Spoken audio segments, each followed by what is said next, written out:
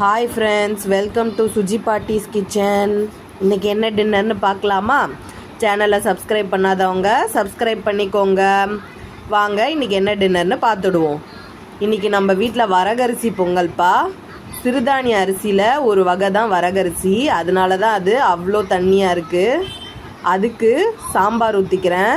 பொங்கலுக்கு மட்டும் சாம்பார் இல்லை, இன்றைக்கி இன்னொரு 2 டிஷ்ஷு பண்ணியிருக்கோம். ஒன்று மினி இட்லி, ஒன்று மினி தோசை. மினி இட்லி குட்டி தட்டில் எடுத்து வச்சுக்கிட்டு அதுக்கு சாம்பாரை ஊற்றிக்கலாம். சாம்பார் எல்லாத்துக்கும் ஒத்து போகும்பா, அதனால தான் சாம்பார் வச்சது. நெய் போட்டுக்கிறேன் மினி இட்லிக்கு. அதோட மினி தோசை பண்ணியிருக்கோம்.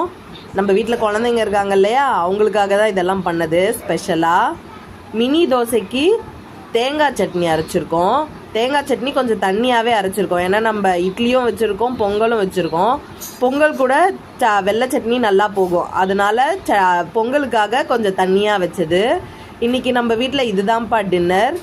நீங்களும் இது பிடிச்சிருந்தா வாங்க சாப்பிடலாம். இன்னொரு டின்னரோட நாளைக்கு உங்களை சந்திக்கிறேன். பாய்.